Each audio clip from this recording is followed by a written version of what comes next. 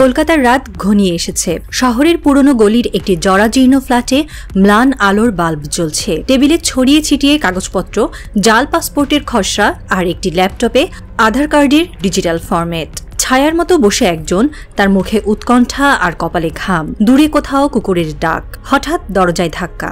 ভারতীয় এনফোর্সমেন্ট ডিরেক্টরের অফিসাররা ঝড়ের মতো ঢুকে পড়লেন। ঘরের মধ্যে চিৎকার, হাত তুলে দাঁড়াও, তুমি ধরা পড়েছ। এই গ্রেপ্তার শুধু একটি পর্দা উন্মোচন করল একটি অন্ধকার সিন্ডিকেটের, যার মূল কুশীলব শেখ হাসিনার ছায়ায় লুকিয়ে আছে। গত 5 আগস্ট বাংলাদেশের রাজনৈতিক ভূমিকম্পে শেখ হাসিনার 15 বছরের স্বৈরাচারী শাসনের পতন ঘটে। ছাত্র জনতার অভ্যুত্থানের মুখে তিনি ভারতে পালিয়ে যান। তার পিছু পিছু আওয়ামী লীগের শীর্ষ ও তৃণমূল নেতারাও সীমান্ত পেরিয়ে ভারতে আশ্রয় নিয়েছেন। Hindustan Times, Times of India এবং এনডিটিভির মতো ভারতীয় সংবাদ মাধ্যমে প্রকাশিত প্রতিবেদন অনুযায়ী প্রায় 45,000 আওয়ামী লীগ নেতাকর্মী বর্তমানে ভারতে অবস্থান করছেন। কিন্তু তাদের এই পলায়ন শুধু ভৌগোলিক নয়, এটি একটি সুসংগঠিত জালিয়াতি নেটওয়ার্কের গল্প। প্রেস অফ ইন্ডিয়ার সভাপতি গৌতম লাহির মতে, এই নেতারা কলকাতা, দিল্লি এবং আগরতলার মতো শহরগুলোতে তাদের অভয়ারণ্য বানিয়েছেন। তবে ভারতে বৈধভাবে বসবাসের জন্য তারা অবৈধ পথ বেছে নিয়েছেন। জাল ভারতীয় জাতীয় কাগজপত্র, আধার কার্ড এবং পাসপোর্ট তৈরি করে তারা নিজেদের ভারতীয় নাগরিক হিসেবে প্রতিষ্ঠিত করার চেষ্টা করছেন। ভারতের ইনফরমেন্স ডিরেক্টরেট ইডি সম্প্রতি একটি প্রতিবেদন প্রকাশ করেছে, যেখানে এই অবৈধ কার্যকলাপের বিস্তারিত উঠে এসেছে। গত সপ্তাহে কলকাতার একটি গোপন অভিযানে ভারতীয় পুলিশ একজন বাংলাদেশি নাগরিক আজাদকে গ্রেপ্তার করেছে। আজাদ দীর্ঘদিন ধরে অর্থের বিনিময়ে বাংলাদেশি নাগরিকদের জন্য জাল আধার কার্ড, ভোটার আইডি এবং পাসপোর্ট তৈরি করে আসছিল। তার কাছ থেকে জব্দ করা হয়েছে বিপুল পরিমাণ নগদ টাকা, জাল নথির নমুনা এবং একটি ডিজিটাল ডাটাবেস, যেখানে শতাধিক আওয়ামী লীগ নেতার নাম রয়েছে। আজাদের স্বীকারোক্তি অনুযায়ী এই নেতারা কোটি কোটি টাকা খরচ করে ভারতে স্থায়ী আশ্রয় নিচ্ছেন।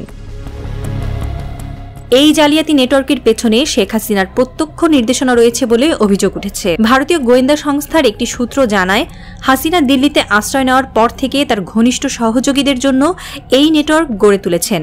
তার লক্ষ্য আওয়ামী লীগের নেতাদের ভারতে নিরাপদ আশ্রয় দেওয়া এবং ভবিষ্যতে বাংলাদেশের রাজনৈতিক প্রত্যাবর্তনের জন্য একটি গোপন শক্তি তৈরি করা।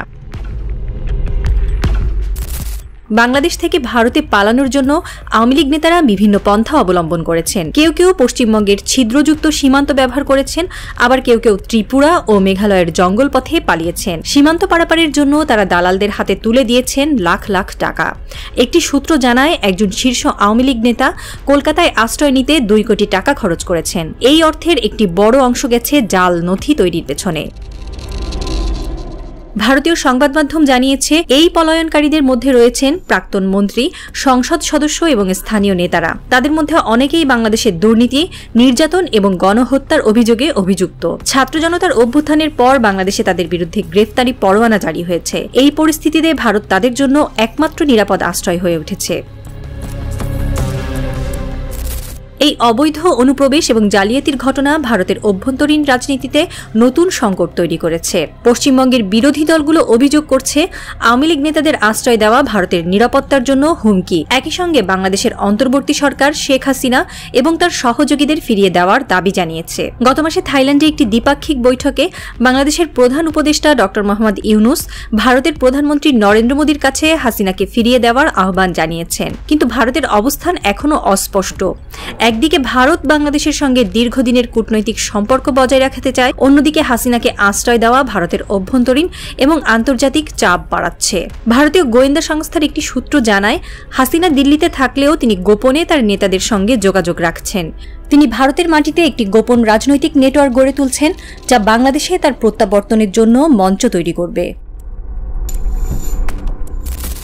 বাংলাদেশে শেখ হাসিনার পতনের পর জনগণের মধ্যে ক্ষোভ এখনো থামেনি। তার শাসনকালে হাজার হাজার মানুষ গুম, নির্যাতন এবং গণহত্যার শিকার হয়েছেন। ছাত্র জনতার অভ্যুত্থানে হাসিনার পতন হলেও তার সহযোগীদের ভারতে আশ্রয় নেওয়ার খবর জনগণের ক্ষোভকে আরও উস্কে দিয়েছে। সামাজিক মাধ্যমে বাংলাদেশিরা হাসিনার বিচারের দাবি তুলেছেন। একজন এক্স ব্যবহারকারী লিখেছেন, হাসিনা ভারতের মাটিতে বসে আমাদের রক্তের দাগ মুছে ফেলতে পারবে না, তাকে ফিরিয়ে এনে বিচার করতে হবে।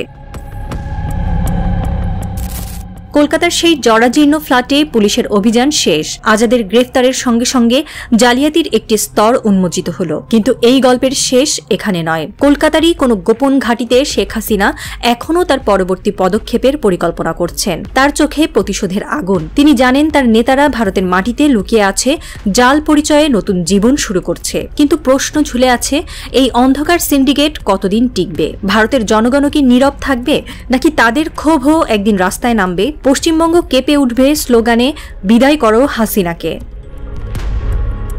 রাত আরো গভীর হয়। সীমান্তের ওপারে একটি পাখি ডাকে। সে সীমান্তের দুপাশে বিভাজন চায় না, শান্তি চায়। কিন্তু মোদি এবং ঘনিষ্ঠ বন্ধু শেখ হাসিনার ছায়া যেন সেই শান্তিকে গ্রাস করতে চায়।